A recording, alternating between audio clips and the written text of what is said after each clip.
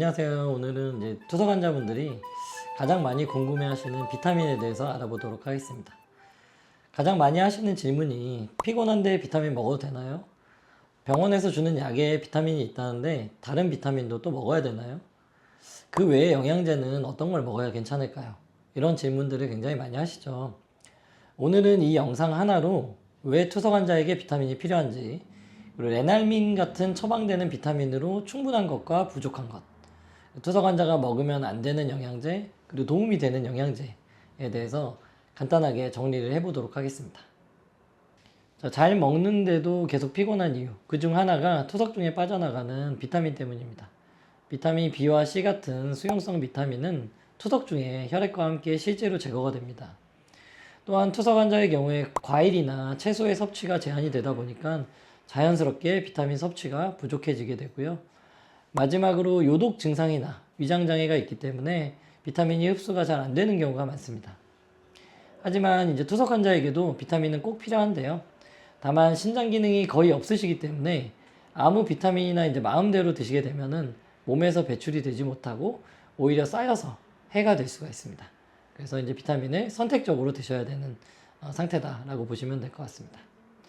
자, 레날민이나 네프비타 같은 이제 투석 환자 전용 수용성 비타민 복합제가 있는데요. 이미 병원에서 많이들 처방받아서 복용 중이실 거예요. 이 주성분은 비타민 B1, B2, B6, 그리고 B3, 엽산, 비타민 C도 소량이 들어가 있습니다. 레날민에 들어가 있는 비타민 C는 투석 환자에게 안전하도록 계산된 저용량으로 들어가 있습니다. 따라서 가능하다면 레날민, 이런 비타민은 기본적으로 꼭 드시는 게 좋고, 잘 드시고 계신다면은 일반적으로는 비타민 C를 따로 추가해서 드실 필요는 없습니다. 하지만 이제 간혹 이걸 드시면서 속이 너무 불편하고 힘들어서 못 먹겠다라고 하시는 경우가 많은데요. 이런 경우에는 공복이 아닌 식사 후에 복용 시간을 바꿔서 드시는 방법이 있고요. 그래도 만약 힘드시다라고 하면은 하루 건너서 하루 드신다거나 아니면은 이제 다른 투석용 비타민으로 변경을 해보는 방법이 있습니다.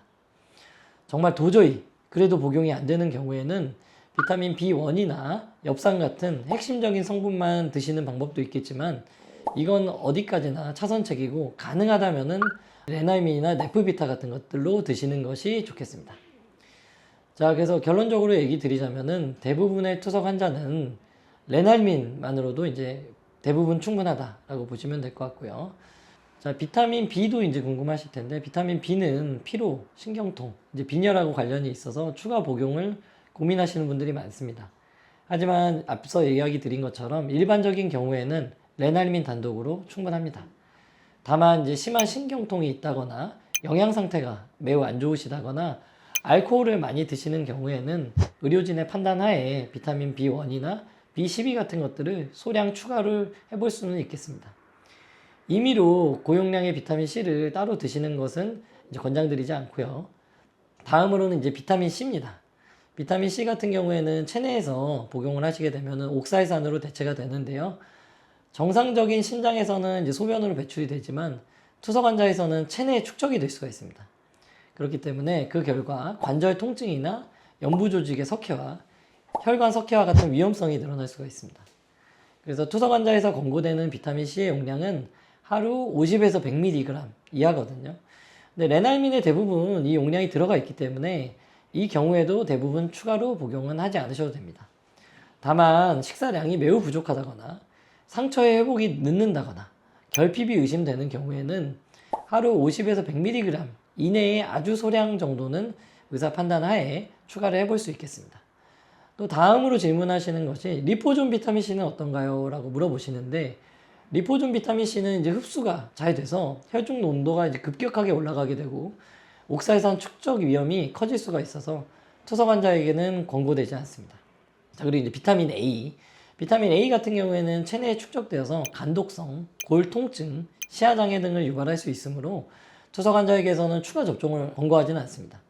비타민 E 같은 경우에도 고용량 시 출혈 위험성이 있기 때문에 추가로 복용을 권고하지는 않고, 비타민 K 같은 경우에도 이제 혈액 응고랑 관련이 되어 있기 때문에 와파린을 복용 중이신 경우라면 특히나 복용을 하지 않으시는 것이 좋겠습니다.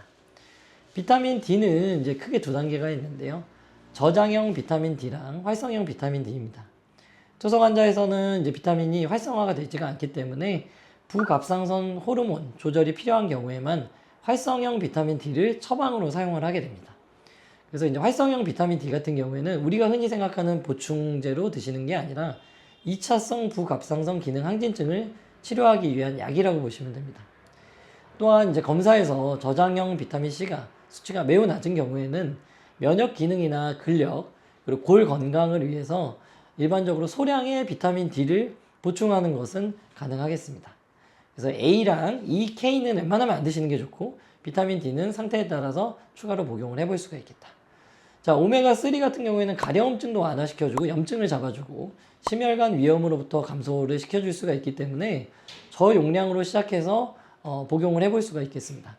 다만 이제 출혈 위험성이나 위장 장애는 주의를 하셔야 되고요. 유산균 같은 경우에도 많이 물어보시는데 장 건강이나 변비, 설사 이런 것들을 관리하기 위해서 복용이 가능합니다. 다만 칼륨이나 인이 없는 제품으로 선택을 하시는 게 좋고요. 루테인 지아잔틴은 비타민 A랑 다르게 복용이 가능합니다. 그래서 복용을 하실 수 있다면 단독 제품으로 드시는 게 좋습니다. 그래서 투석 환자에서도 안전하게 사용을 할 수가 있다. 다만 이제 고함량이 되어 있는 것보다는 표준 용량으로 드시는 것을 권고하고 있습니다. 철분제제 같은 경우에는 이제 빈혈이 있는 경우에만 사용을 하시고요. 임의로 복용하시는 것은 피하시는 것이 맞습니다. 자, 정리를 해보자면은 이제 병원에서 처방받으시는 비타민 D는 가능하다면 복용하시는 것이 좋습니다. 비타민 B나 C는 추가로 복용이 대부분 필요하지는 않고요. 비타민 A나 E, K 같은 경우에도 일반적으로 복용은 권고되지 않습니다. 다만 이제 비타민 D는 부갑상선 기능 항진증을 조절하기 위해서 사용을 할 수가 있고 필요하다면 저장형 비타민 D도 선택적으로 사용을 합니다. 오메가3, 유산균, 루테인, 지아잔틴, 철분 같은 것들은 복용이 도움이 될 수가 있습니다. 특히나 오메가3, 유산균은 이제 궁금하신 점들이 많으실 텐데 다음에 또 따로 영상을 만들어 보도록 하겠습니다. 항상 건강한 투석 생활을 기원하겠습니다. 감사합니다.